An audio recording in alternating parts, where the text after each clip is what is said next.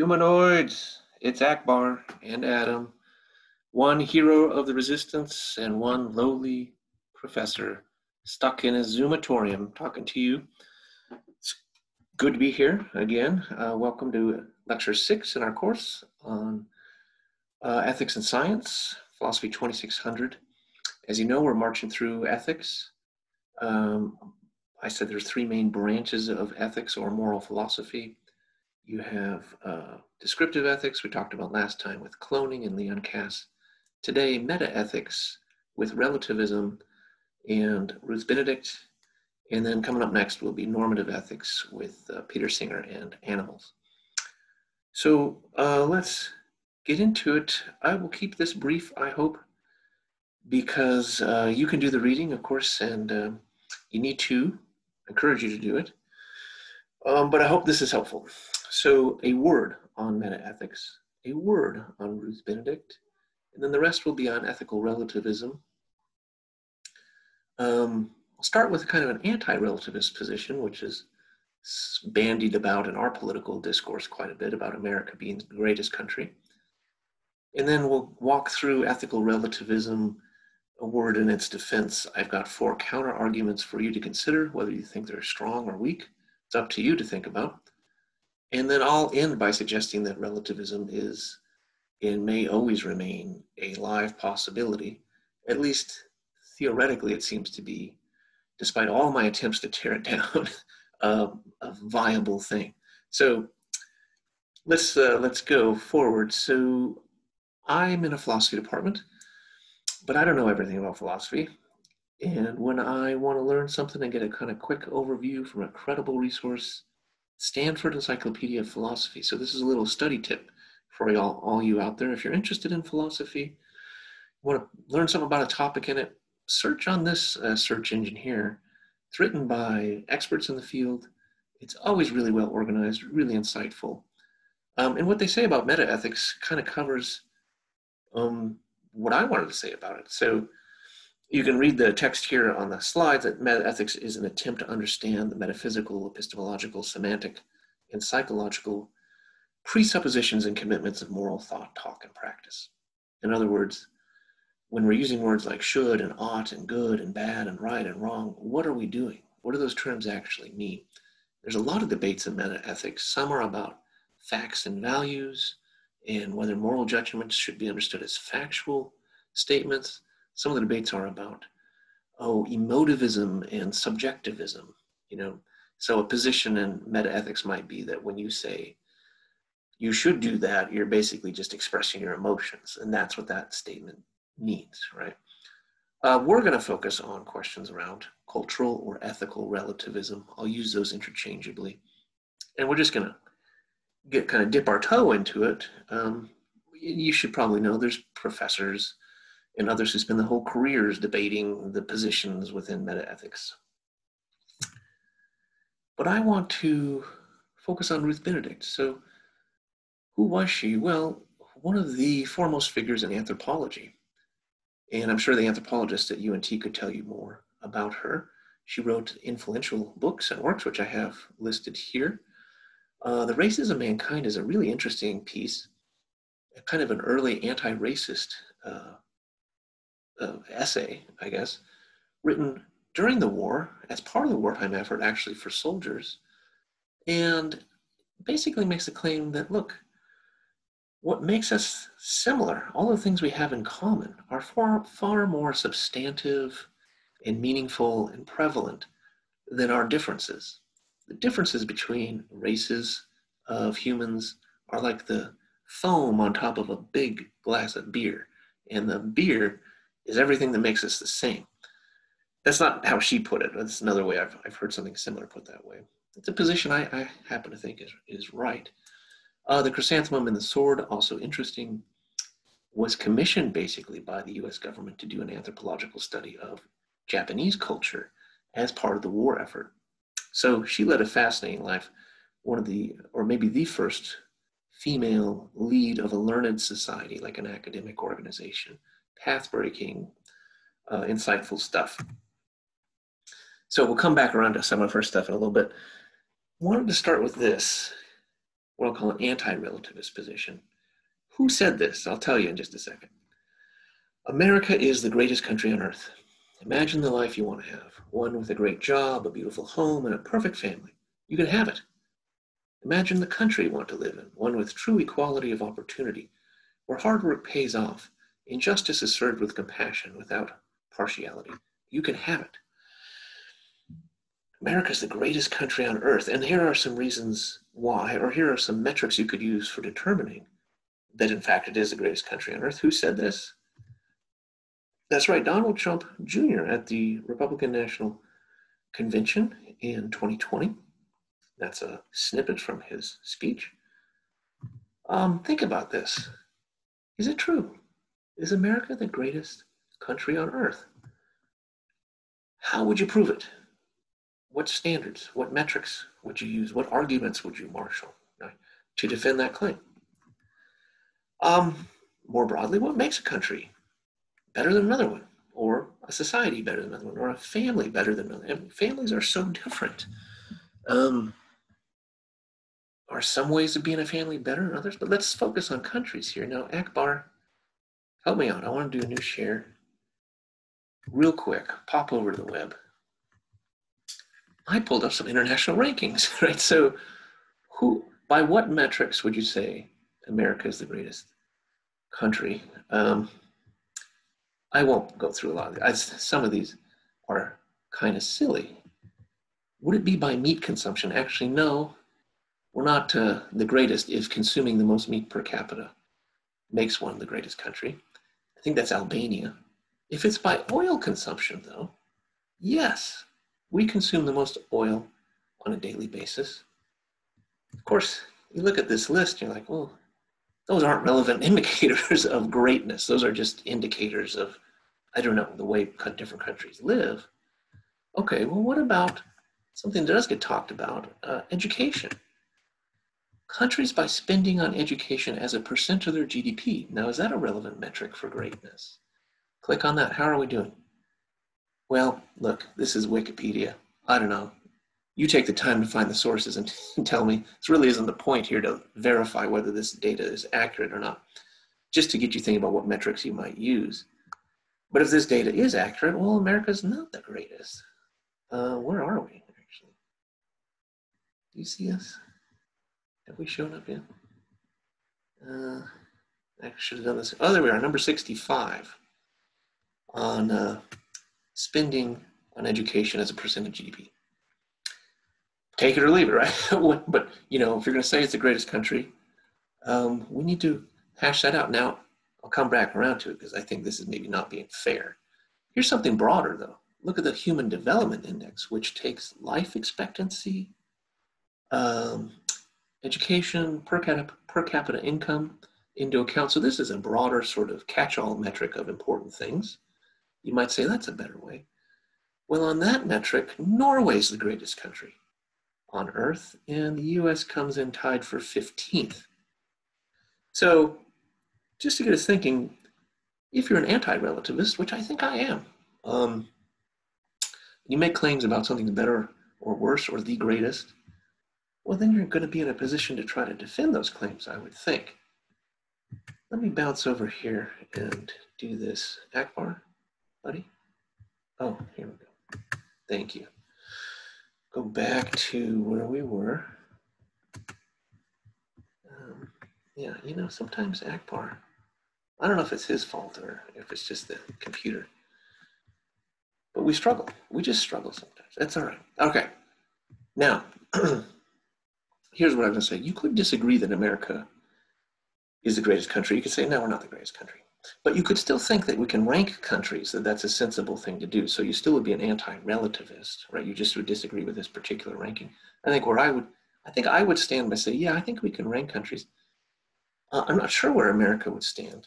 I also think it's kind of dopey to think there would be one metric that could capture this. I think you might say countries are more or less great on different dimensions. There could be metrics of political freedom, for example, or the excellence of civic discourse, some things that might be hard to measure. And maybe we do well on some and not well on others. Okay. Or you could disagree entirely and say, look, there's no way to rank countries. And that gets us, I think, to relativism. So I think in a nutshell, ethical relativism is the claim that there's no higher standard outside of any given culture by which to judge the merits of different customs and beliefs. And this cuts right to the heart of ethics. Because remember I said with the Nuremberg trials, where they came up with this crime against humanity, and they needed to find a way to try Nazi members of the Nazi party for doing things that were perfectly legal in Nazi Germany. They were appealing to a higher standard, right, outside of any given country. Or think about Martin Luther King Jr. and his appeal to a higher standard. So ethical relativism seeks to undermine that distinction entirely and say there is no difference between custom and laws on one hand and ethics on the other. There is no standard outside of any culture to evaluate other cultures. You're always going to be trapped in a circle of referencing your own standards and trying to apply that as if it was a universal standard. That's the claim. Opening picture of this talk was Herodotus, who had told a story about the king of Persia who had Greeks and Indians over. And he said, well, what do you do with your dead, when somebody dies? Well, they had different ceremonies. And they were both appalled about what the others did. The king of Persia concluded that custom is the king of all. In other words, there's no way of determining right and wrong between different cultures when it comes to these practices. And then we read, of course, Ruth Benedict. And she had these great examples of what's abnormal in one society is perfectly normal in another. What's disparaged in one society is honored in another society. So we're all pliable, and values are pliable to our cultural conditions. She's got this example of a guy who we would consider in our culture super helpful and nice. In another culture is considered just crazy. Like, what are you doing? Hey, and she's the anthropologist. She's been around. It's similar to presentism. So just like you could say there's no universal standard in any moment in time to use to judge different cultures, you could say there's no timeless standard to apply back and forth in the future or in the past. So presentism would be to judge people in the past by today's ethical standards. And some people would say you can't do that. It's kind of like a relativist position. This is a quote from Anthony Kennedy at the Obergefell decision of the Supreme Court, which legalized same-sex marriage. He said, the nature of injustice is that we may not always see it in our own times. Fascinating quote, because it leaves it kind of, I think, ambiguous. Should we see it in our own times? Is he saying that things really are unjust forever and across all times, and then it just takes a while to see it that way? Or does the changing times make it unjust? I don't know. Let's get back to relativism. But relativism and presentism, I want to say, are maybe similar situations here. Okay, here's the challenge. Look, you look around, Ruth Benedict looks around and says, oh my gosh, there's so much diversity out there.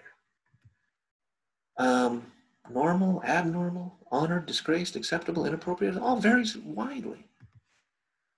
And then, so those are your observations, and then you claim, look, no one culture, she says, could possibly realize a full range of human behavior. So cultures end up picking a slice of possible human behavior, and they work that out into something that's internally consistent, and it allows them to kind of survive as a culture. That's what's going on. And then the further claim that all thought, especially moral thought, where you're evaluating something as good or bad, presupposes a frame of reference, which is going to be from your culture. You can't get out of it, right? There's no escaping that culture-bound perspective to secure a universal or a timeless, independent, moral point of view. And so again, that distinction that we said was so crucial between convention and ethics, she says, doesn't exist. What we call morally good, she says, is synonymous with habitual. What we call ethics is synonymous with convention. What we say is good to do is synonymous with just what our laws tell us to do. That's all that's going on. Okay, now, relativism, a word in its defense. It does tend to foster tolerance. It checks our impulse to rush to judgment, to presuppose the superiority of our own way of life, to disparage the abnormals of our culture, because you might say, well, gosh, in a different culture, maybe what we consider deviant, abnormal, would be honored and treated at the center of things and not on the margins. So it does get you thinking. I think that's great. And then when we slow down and we start thinking, we might find some universal values actually underneath these surface differences. So when we honor the dead, do we burn them? Do we bury them? Well, maybe we do different things, but we're honoring our dead. And that's the shared value that we have. And we might rethink our culture. I don't know if you've seen that bikini and burqa cartoon where the woman wearing a bikini looks at the woman in the burqa and says, oh, you're so repressed. You're such a male-dominated culture you live in. And the woman wearing the burqa looks at the woman in the bikini and says the exact same thing, you know? So I think getting this relativist position can get you to slow down and think some really deep thoughts and check maybe a knee-jerk impulse to just label and judge. So I kind of like that. But I don't think I want to go with relativism. So I'm always looking for these counter arguments. So let me just try to do this quickly and then we'll wrap up. One, so I got 4 of these. Take them or leave them, right? And I'll lay them out quickly. 1, it's a self-contradictory thesis. So the relativists claim to have discovered a truth that is valid for all time, namely that all truths are relative. Thus, they thrive by inconsistently exempting themselves from their own verdicts. So they claim to discover that there's no universal truth, which is in itself a universal statement, right? So it's only diversity of cultures is only an observation. It's not yet a philosophic position. Second counter argument, it's question begging. So here's, if this is relativism, different cultures differ in their ethical beliefs. Therefore, there are no universal moral truths, and we should not judge other cultures. If that's the position, this presupposes what it sets out to prove. That's what it means to be question begging, namely that ethics is culturally relative. It leaps from what people believe to what really is the case. Example, if one culture believed the earth was round and another believed that it was flat, or one culture believed moon was made of moon rocks and another culture said it was made of cheese, we wouldn't conclude just by the fact they disagree that there is no truth of the matter. But that's what the cultural relativist is doing. No, we try to figure out what in fact is the moon made out of, or what is the shape of the earth. So shouldn't we also figure out, well, which way of being is in fact the right way of being? So the observation of moral diversity is the beginning of philosophical ethics and not its end. Third counter argument. Relativism is inconsistent with basic intuitions and experience. If, for example, we learned in another culture, people regularly tortured children for sport, we would respond with outrage and for reasons why this is wrong. We wouldn't just say, oh, well, that's their way of doing it, you know? Now, if no culture actually does this, maybe that's because there's some shared universal moral norms that would dictate against child abuse as a systematic feature of your society, which would then also work maybe against cultural relativism. We also, I said, tend to think that the end of slavery is a good thing. And if we look at slave-owning societies around the world today, we would, I think, rightly criticize them and not just say, well, that's their way of being. Now, I don't know how strong that argument is because I'm just kind of appealing to our own intuitions, right, and our own standards. So, all right. Fourth counter argument. Sometimes the way of a culture is just the way of the elite or the powerful in that culture. There was a story many years ago about the Taliban, a woman whose nose was cut off because she left the house without a male escort. Now, that may be the way things are, and that might be acceptable to some in that culture, but we shouldn't assume that everybody in that culture is happy with that way or thriving with that way or would assess that way of life in the same way as the rich and powerful might assess it. So be careful when you talk about cultures, because cultures are heterogeneous. And in every culture, there's going to be winners and losers, say, underneath the dominant or normal morality. Okay, so maybe enough on that. I still think, unfortunately, because I don't like relativism, right?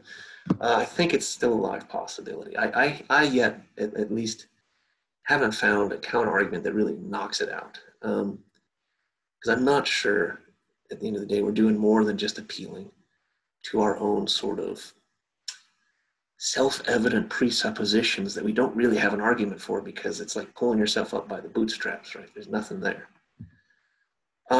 So it's a challenge, I think, at least. We can come to agreement through interpersonal reason giving. That's the best I got when it comes to ethics.